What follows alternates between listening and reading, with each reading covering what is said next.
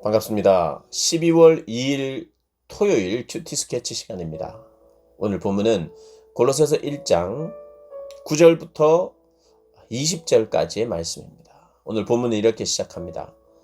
이로써 우리도 듣던 날부터 너희를 위하여 기도하기를 그치지 아니하고 너희로 하여금 모든 신령한 지혜와 총명에 하나님의 뜻을 아는 것으로 채우게 하시고 주께 합당하게 행하여 범사에 기쁘시게 하고 모든 선한 일에 열매를 맺게 하시며 하나님을 아는 것에 자라게 하시고 그의 영광의 힘을 따라 모든 능력으로 능하게 하시며 기쁨으로 모든 견딤과 오래 참음에 이르게 하시고.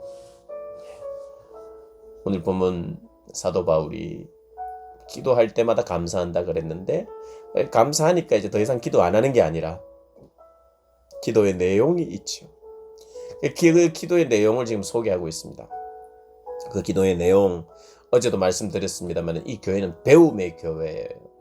뭐 어떤 교회든 배움의 교회여야 됩니다. 누구를 배우느냐? 하나님을 배우고 하나님을 알아가는 거예요. 그래서 모든 신령한 지혜와 총명으로 하나님을 알고 하나님의 뜻을 알아가게 해달라고 기도합니다. 그래서 바르게 알게 해주세요. 오늘 9절이 그 이야기입니다. 하나님의 뜻을 아는 것으로 채우게 하신, 바르게 알아야 되죠. 하나님의 뜻을 바르게 알기를 기도합니다. 지금 골로새 교회는 하나님을 더 바로 알아갈 것입니다. 그러나 잘못 알아갈 수도 있거든요. 하나님을 오해할 수도 있거든요. 우리가 성도로서 교회로서 살아갈 때에 바른 알미 정말 중요한데 그 바른 알을 추구하는 교회 되게 해달라고 사도 바울이 기도합니다. 뭐 배운다고 다 좋은 게 아니라 바르게 배워야죠. 바른 지식을 배워야 되죠. 그래서 하나님의 뜻을 아는 것으로 채워달라 이렇게 기도하고요. 알 뿐만 아니라 그 알므로 말미암, 그 알므로 말미암은 알매에 대한 합당한 열매가 맺히도록 기도합니다. 어떻게 해요? 10절에 주께 합당하게 행하게, 주님께 합당하게 행하게 해달라고 합니다. 바르게 알게 하시고 합당하게 행하게 하시며 범사에 기쁘시게 하고 모든 선한 일에 열매를 맺게 해달라. 열매를 맺게 해달라. 하나님을 알게 해달라. 그 알매에 걸맞는 행함으로 말미암은 열매를 허락해달라. 그래서 우리는 계속해서 이렇게 기도해야 돼요. 하나님, 내가 알아가게 해주시고 안 만큼의 열매가 맺게 해주세요. 열매가 없으니 더 제대로 알게 해주세요. 이렇게 돼야 되지. 열매가 없는데 아는 게 뭐 필요하냐. 그래서 아는 거 그만두고 이제 행하는 거, 여기에 초점을 맞추자. 그러면 망하는 거예요. 행하기 위해서는 알아야 되는데 행하지 못하는 이유는 알미 피상적이기 때문에 제대로 아는 것에 목표를 두고 제대로 알고 제대로 행하도록 해야 되는데, 아는 것 이제는 우리가 뭐 성경 공부도 1년씩 하고 2년씩 하고 제자대학도 하고 뭐도 했는데 이제는 행하자. 이걸 나누어서는 안 됩니다. 하나님을 알게 하시고 그 알을 토대로 거기에 합당한 열매가 맺히게 해주세요. 알게 해주시고 그 결과 열매가 맺히게 해주시고, 그래서 계속해서 그것을 구해야 되는 거예요. 그것을 사도 바울이 그렇게 구하고 있습니다. 그리고 그러는 가운데 하나님을 아는 것으로 계속 자라게 해주세요. 10절에 하나님을 아는 것에 자라게 하시고. 하나님을 어떻게 알아가는가? 배움을 통해서 알아가고 또 행함을 통하여 그 행함 속에서 열매를 통하여 하나님 알아가는 거예요. 그러면서 그 가운데 하나님을 그런 가운데 알아가는 거예요. 그러니까 하나님을 아는 어떤 면에서의 방법은, 하나님을 아는 방법은 행함과 암 사이에서 몸부림치는 거.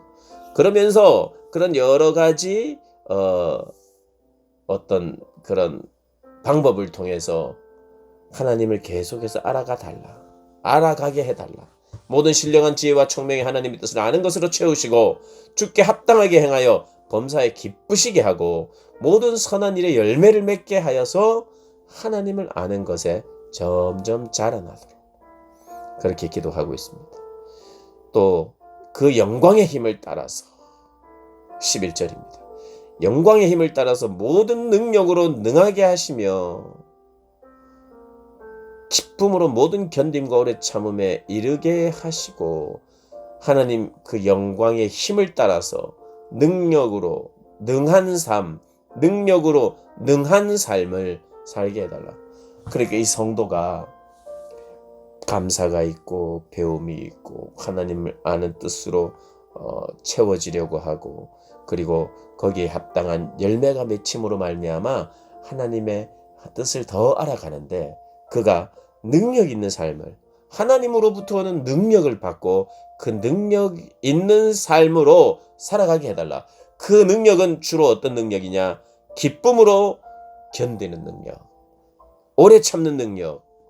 그러니까 그 능력은 막 발휘해가지고 막 나를 대적하는 사람들을 막 힘들게 만드는 그 사람들의 길을 팍팍 꺾어주는 그런 파워가 아니라, 그들이 그리스도인을 힘들게 해도 그 힘들게 하는 것을 견뎌내는 능력, 오래 참는 능력을 더하게 해달라. 그래서 우리로 하여금 빛 가운데서 성도의 기업의 부분을 얻기에 합당하게 하신 아버지께 감사하게 해달라. 이렇게 이야기를 합니다. 그리고는 오늘 12절 이하로는 계속해서 그리스도가 누구인지, 그분은 창조주시다 이렇게 이야기합니다. 그리스도는 창조주이시다. 그리고 그리스도는 구원주이시다. 우리 그리스도는 창조주셨거든요. 하나님 창세기 1장에 나오는 그 창조사역에 함께 하신 분이십니다. 창조의 주체시라는 거예요. 그 주체는 구원도 하시는 분이시고, 그 창조의 주체이신 그분은 재창조도 하시고 새로운 창조도 하신다고 말하는 거예요. 그러니까 그 새로운 창조, 구속된 구원받은 새로운 창조가, 가장 중요한 창조가 뭔가? 그것을 교회라고 이야기하죠. 그래서 17절에 그가 만물보다 먼저 계시고 만물이 그 안에 함께 섰느니라. 그는 몸인 교회의 머리시라. 그가 근본이시요 죽은 자들 가운데서 먼저 나신 이시니 이는 친히 만물의 으뜸이 되게 하려 하심이요. 그분이 새 창조의 구원에도 탁월한 역할을 하고 탁월한 능력을 감당하시는 분이라는 것을 오늘 본문이 이야기하고 있습니다. 어떤 면에서는 본론에 들어간 것이죠. 그리스도, 교회의 머리 대신 그리스도, 그분은 창조주시요 새롭게 창조해내시는 분이십니다. 그분은 교회의 머리시다라고 이야기를 합니다. 어떤 면에서는 정말 사도신경에 예수 그리스도가 누군지를 고백하는 것처럼 이 골로새서 이 1장 13절부터 그리스도가 누군지, 보이지 않는 하나님의 형상이신 그분, 만물이 그에게서 창조되었다고 말하는, 하늘과 땅에서 보이는 것들과 보이지 않는 것들과 혹은 왕권들이나 주권들이나 통치자들이나 그 권세자들이나 만물이 다 그로 말미암고 그를 위하여 창조되었고, 그가 그로 말미암아 창조되었고 그를 위하여 창조되었다고 말합니다. 만유의 주 되신 그 주님, 우리가 섬기는 분이 바로 그런 분이시라는 겁니다.